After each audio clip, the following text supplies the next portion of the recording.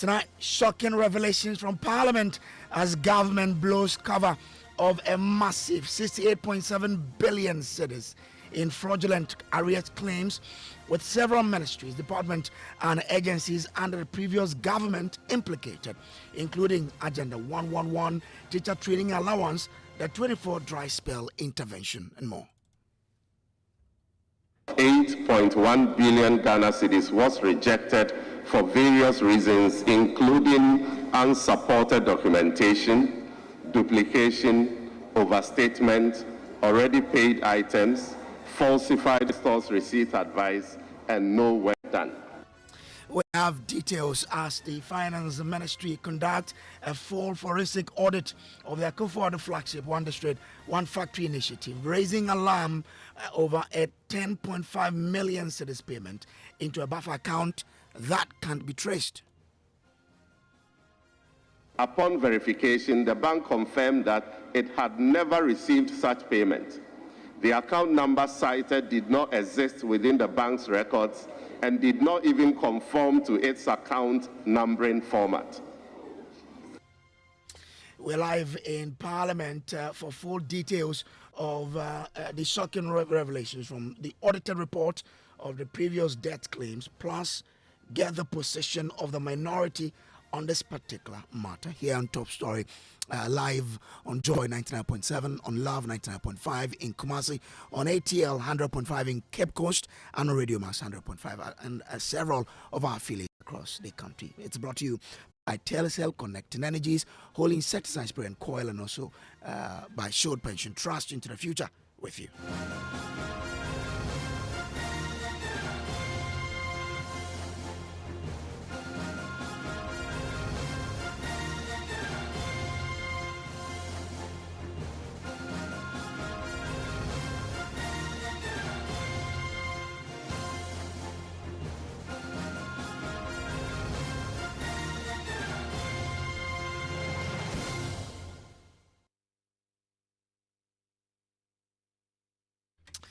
Now, let's settle for details of the story. Tonight, shocking revelations from Parliament as government's audit has uncovered a massive 68.7 billion cedis in suspicious claims, with over 30 billion cedis rejected due to falsified records and fraudulent documents.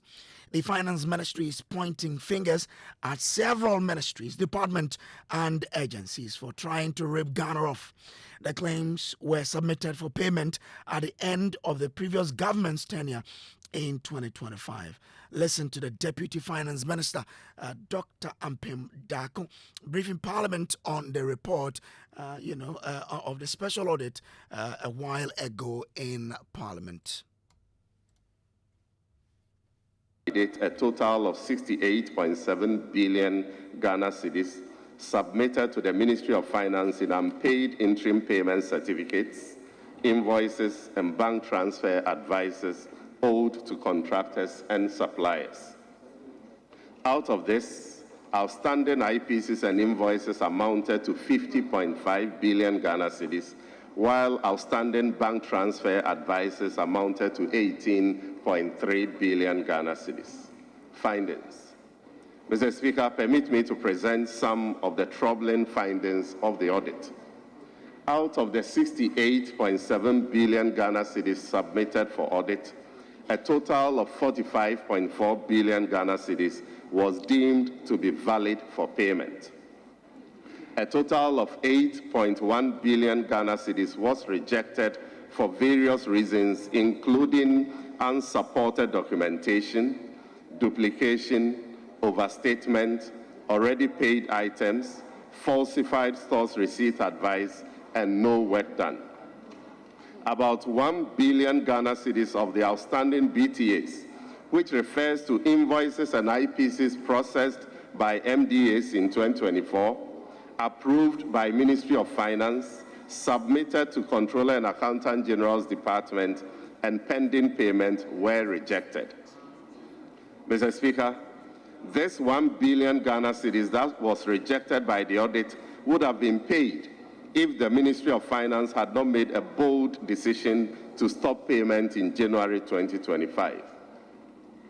about 7.1 billion Ghana cedis of the outstanding IPCs and invoices, which refers to requests by MDAs for payments to suppliers and contractors, and certified for payment by various public officers across the approval hierarchies, have also been rejected.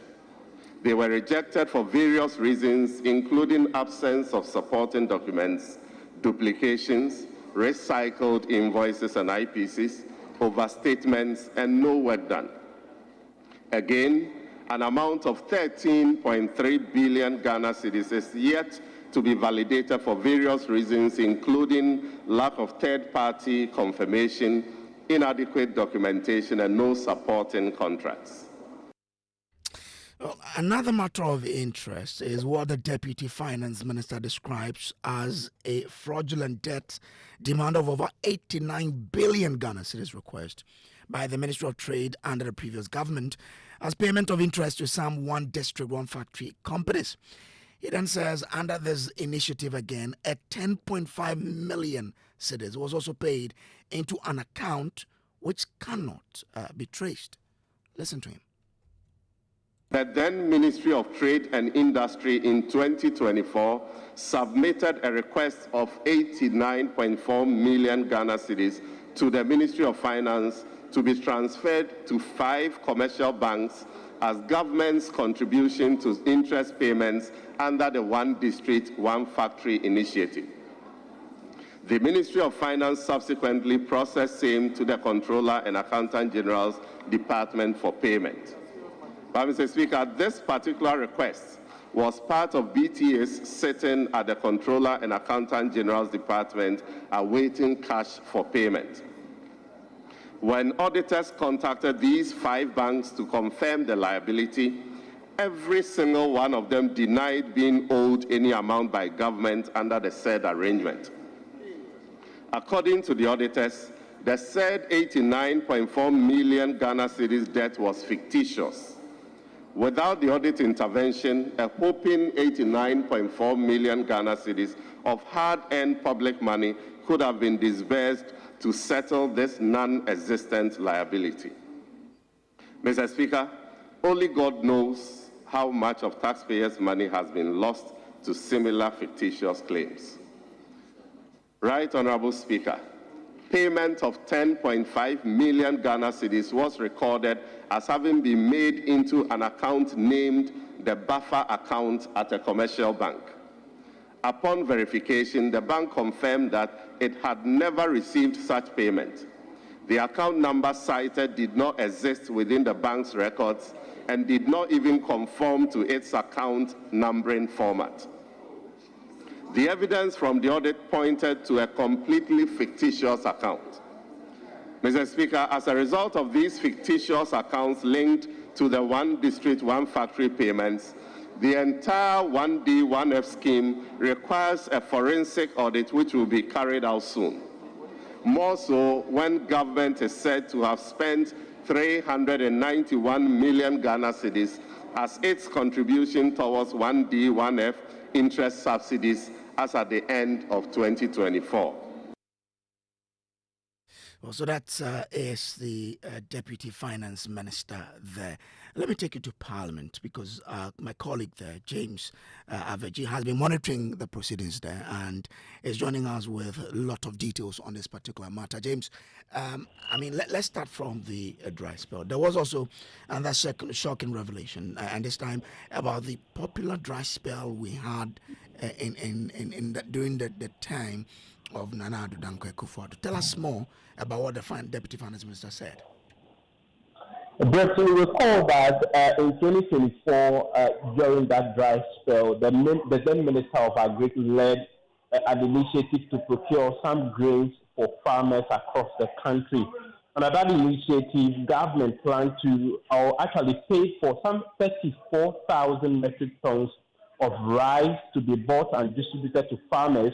The report, according to the minister, indicates that only 24,000 metric tons was accounted for, as 10,000 metric tons have not been found. For maize distribution, the plan was to distribute 100,000 metric tons, only 11.9 thousand metric tons was distributed in that under that initiative. That's not all. There was also the contract for a certain transport company to distribute grains to farmers across the country under an initiative called the Farmer Food Relief Program. The Deputy Minister says 61.7 million Ghana cedis was paid for that contract to deliver 134,000 metric tons of grains to farmers, but also under that, only 35,000 metric tons of these grains was transported to the farmers under this very particular transport initiative. Mr. Speaker, in 2024, the government of Ghana paid for 34,000 metric tons of rice to address the impact of the dry spell. However, the Ministry of Food and Agriculture received and distributed 24,000 metric tons of rice.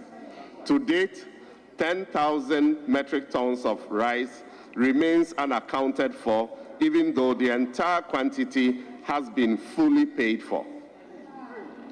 The audit revealed that the government of Ghana also contracted a company to supply 100,000 metric tons of maize.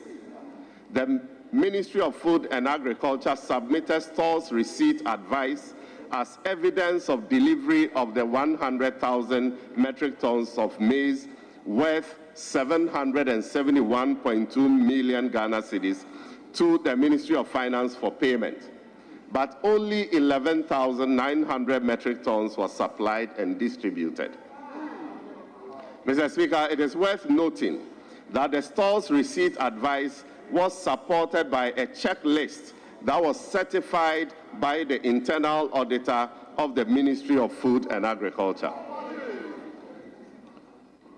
Overpayment for transportation of grains.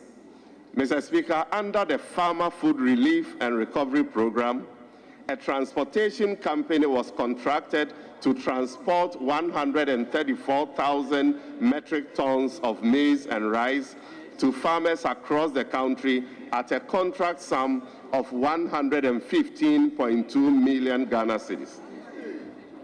Even though the company transported only 35,000 out of the 134,000 metric tons, which should have costed 30.9 million Ghana cedis, the company was paid in cash 50 million Ghana cedis. In addition to this payment, the company was given 7,311 metric tons of rice, equivalent to 14,622 bags of 50 kg rice, which amounts to 11.7 million Ghana cedis in lieu of cash for no work done. This brings total payment to 61.7 million cedis to the transportation company. As a result, the Auditor General accordingly rejected an amount of 65.2 million Ghana cedis that was requested by the Ministry of Food and Agriculture as additional payment to the said transport company. James, you're still with me here. There were a lot of things that came up today. After the dry spell, there was also some 4.4 billion cedis cited as falsified store payment. Tell us more about that too. Brace, so this was, according to the minister, claims for some unknown payments of some unknown goods and services. What the report indicated is that this payment was already done to some ministries which he listed, but the invoices were recycled and resubmitted for another payment of this particular amount. Aside from that, there was also some 9.4 million Ghana cedis which was paid for the delivery of some vehicles for the patrol of our borders. That was not carried out. The vehicles have not been delivered as we speak, according to the report. Falsified stores receipt advices intended for misappropriation of public funds. Mr. Speaker, auditors uncovered transactions worth 9.4 million Ghana cedis supported by forged stores receipt advices, SRAs, that had been used to justify requests for payment for goods that were never delivered. Ministry of Defense, 4.8 million. A contract between the Ministry of Defense and a company for vehicles intended for border surveillance and monitoring of the 2024 general election revealed that despite the issuance of stores receipt advice, which is an official document confirming that goods have been received, dated 12 October 2024, the vehicles were never delivered. Similarly, the Judicial Service appeared to be caught in a web of falsified stores receipt advice. While an SRA dated 25th October 2024 claimed the receipt of 7 Toyota saloon cars, as soon as the audit was initiated, the supplier wrote to the Judicial Service on 10th April 2025, indicating their inability to supply the said vehicles as scheduled. This shows that fraudulent documents were submitted to the Ministry of Finance for payments, and steps have been taken to avoid the recurrence of this incident. Mr. Speaker, these cases illustrate a disturbing pattern of fraud designed to deprive the people of Ghana hundreds of millions of cedis of public funds. Recycling of already paid IPCs and invoices. Mr. Speaker, claims amounting to 4.4 billion Ghana cedis, which had already been paid between 2020 and 2024, were fraudulently resubmitted for payment. These recycled claims originated from the following MDAs.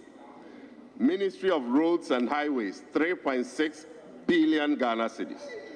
Ministry of Health, 384.8 million Ghana cedis. Ministry of Energy, 216.7 million Ghana cedis. Ministry of Food and Agriculture, 57 million Ghana cedis. Ministry of Defense, 40.9 million Ghana cedis. Independent power producers, 36.4 million Ghana cedis.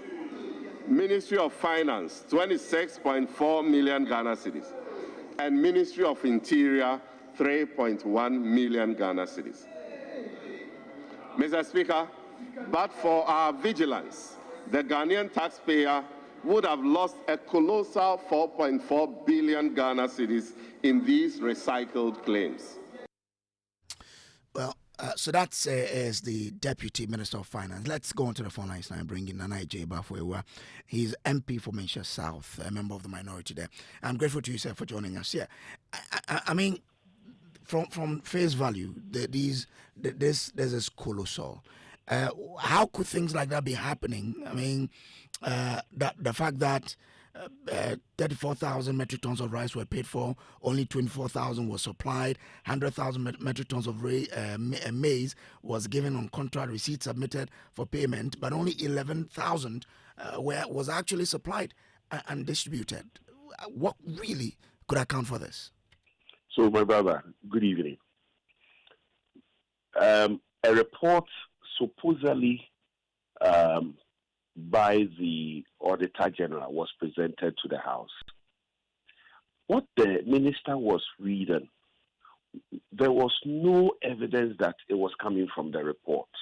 It's a statement he made whilst presenting the report. The content of the report, we don't know. But he says they got an auditing company to do this for the government, and that's why they came up with this. What he is reading is not the report. That is why we took issues with it. It's not because we are trying to defend anything. We are not defending anything.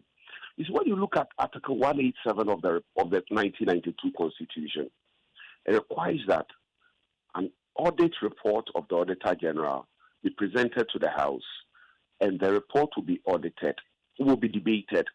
And when it is debated, the House will put together a committee to investigate or to look into the report and make appropriate findings.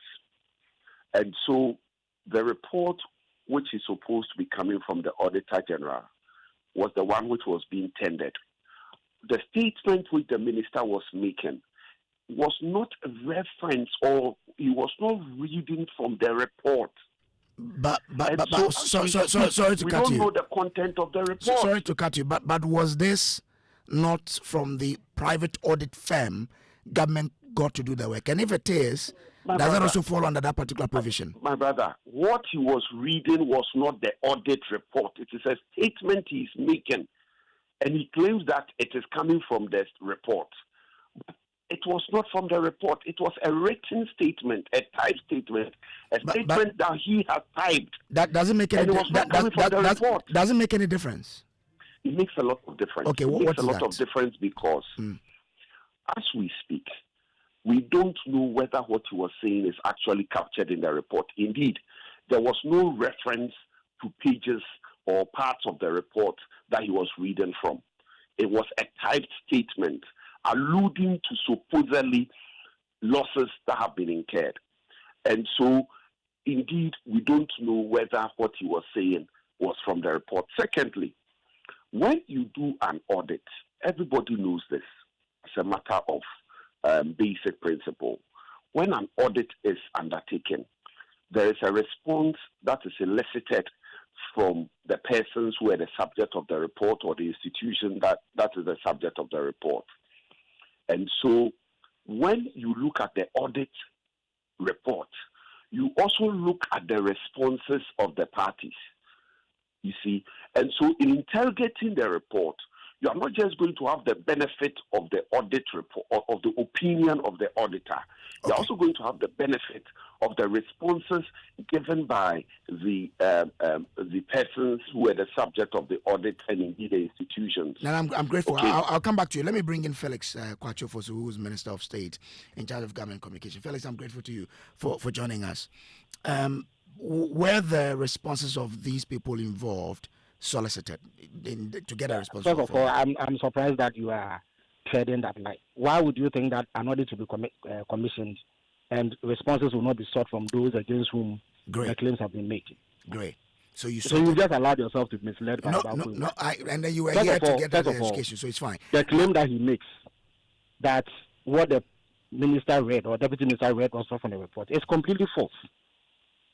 In the 2025 budget statement, the finance minister informed Parliament that as part of efforts to protect the public purse and to ensure compliance with the public financial management rules, he was going to commission an audit into claims he has received for the payment of arrears owed to contractors and other suppliers of government.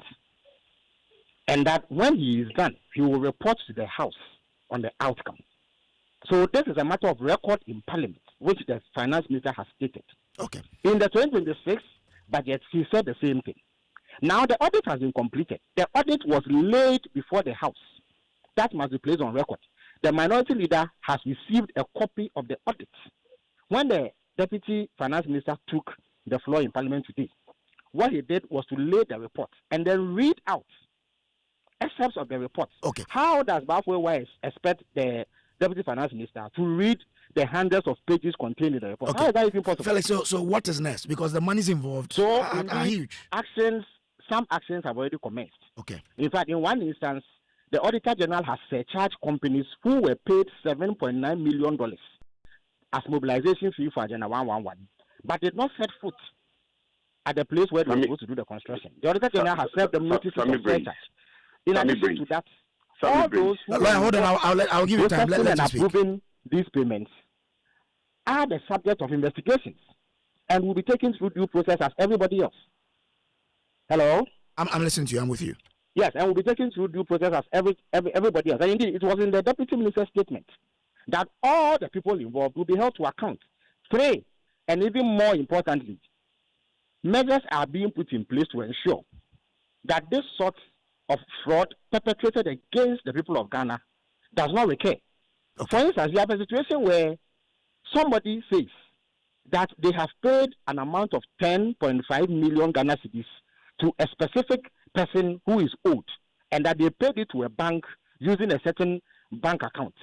When auditors go to the bank, they find out that, first of all, that account does not exist in the bank and that no such payment has been made. Meanwhile, it has been recorded in our books as a country that we have paid such a money. Yeah, so Felix, I mean, what Ghanaians are looking for is that this people have committed some alleged crimes. When are we seeing the government? But it goes without saying, when people commit crime, they are dealt with. Yes. First of all. But Felix, let me ask my question. You can add it. But if you ask me a question, you will let me answer. So a lot of people are asking, when will government take action to retrieve these monies? Immediately. I have told you that already, even before this audit was presented to Parliament. Action has been taken against those who took money to construct a 111 hospitals and have not done so. As I speak, there's a formal surcharge against them. If they don't comply, they will face legal consequences. Those who processed and approved these payments will also be held to account immediately. But before you get there, you must investigate. You must find out what has gone on. You can't say that merely because 67 billion has been presented you to pay, you are taking people to court and jailing them when you don't know what's wrong has gone on. So you have to look into it. That's why the Auditor General, together with some private auditing firms, conducted an audit into the claims. We have found out that these crimes have been committed. And for that reason, people will be taken through processes to punish them for sin immediately. With some already having been the subject of some action. Okay, let me bring in Nana J. Bafo. Nana, so I mean, you wanted to make a point here. Government says they've made these adverse findings, and immediately steps will be taken to retrieve them. What is the minority's point of view here? Sammy, the NDC remains lost in propaganda, and so I'm not surprised because my brother Felix is still caught up in the propaganda mood. Which is what? Which is that he can't even differentiate between the statement that was presented in Parliament today and the audit report. What the minister read out in Parliament was not the report itself. The report was accompanied by a statement, and the statement is what he read out. The veracity of the report is yet to be interrogated. It is not for nothing that when an audit report is laid before the House, we don't move ahead to take action on it until same has been investigated by a committee consistent with Article 187 of the Constitution. And when the committee has done its work, it will make findings, it will make recommendations, and the recommendations will be implemented, right, by the House. And so when it comes to make these allegations, right, as though they are it is gospel, clearly he's doing propaganda. It's the same propaganda they've done from day one, right, which has now enkindled them. Look at Oral, for instance. Won't it be right for you to challenge these in court to say that you've made allegations, you are not proving them, and therefore the court is where you go settle the issues? Not so. What did you say, please? I'm saying that if you disagree that these allegations or these acts were committed, isn't the right forum the court where you trash it out? So you see, you have allowed Felix to succeed in misleading you. If it was the case that it could be prosecuted without an action by Parliament, the report will not be presented to Parliament. The report was presented to Parliament for further investigations consistent with Article 187. So Parliament is not going to set up a committee to investigate it, which is what the Speaker, the first Deputy Speaker directed, right? It is after the investigations by Parliament that some of the claims that are being made and be established. And so it is not just that the Auditor General has presented a report and so it becomes gospel. And that is what they are trying to do. They know very well that what they are saying, it is not well founded, right? And so it surprises me because, you see, they should have learned by now because Oral has beaten them hard. So is it your argument? Is it your argument? Is it your argument that the surcharge that Felix talks to us about cannot happen until Parliament completes its investigation? Is that it? Is that it, Nana? What did you say? I'm asking that. I mean, Felix tells us that the Auditor General has even surcharged some companies. Per the education you've given, I'm asking. That is not, how can the Auditor General search out some of the companies involved, even before the report is investigated by Parliament in accordance with the constitutional injunction? All right, that tells you that what he's saying is not true. I'm grateful. He's misleading you. I'm grateful. I have to leave here. Felix, just 30 seconds. No, you cannot give me 30 seconds. My time is up, that's why. Let me hear you for 30 seconds. Get the impression from that the Auditor General cannot search out people because the thing has not come to pass. The Auditor General has the right under the Constitution to search out people. This is a matter pronounced on by the Supreme Court of Ghana. So Nana Bafo should stop misleading people. Number two, why is he doing propaganda on behalf of people who have stolen from the state? What is his interest in this matter? That he is so stoutly defending people who have sought to rape the state. Number three, this lie that they peddle about oil. As I speak to you, today, their Ashanti Regional Chairman went to court. Yesterday, a former MP of the MPP, who was the head of the National Service Scheme, was in court. The previous week, another member of their party, who was in charge of the Ghana Infrastructure Fund, was in court. Gift Owari, who is a member of their party, was in court over theft that allegedly occurred under the National Service Scheme. And what is oral about if it is not about prosecuting and punishing people who are alleged to have stolen from the country? So on what basis is he claiming that oral has failed when oral indeed is holding their feet to the fire of accountability? In any event, who expects the MPP to applaud oral? The people who raped this country engaged in fraudulent conduct that resulted in the loss of billions of cedis to the Republic, who are the subject of multiple investigations and prosecutions, are the ones turning around to tell you that oral has failed. I'm grateful to Felix Kojo Brace. We have to end it here. Time now for us to bring you Newsnight. And on Newsnight tonight, tensions are running high within the governing NDC as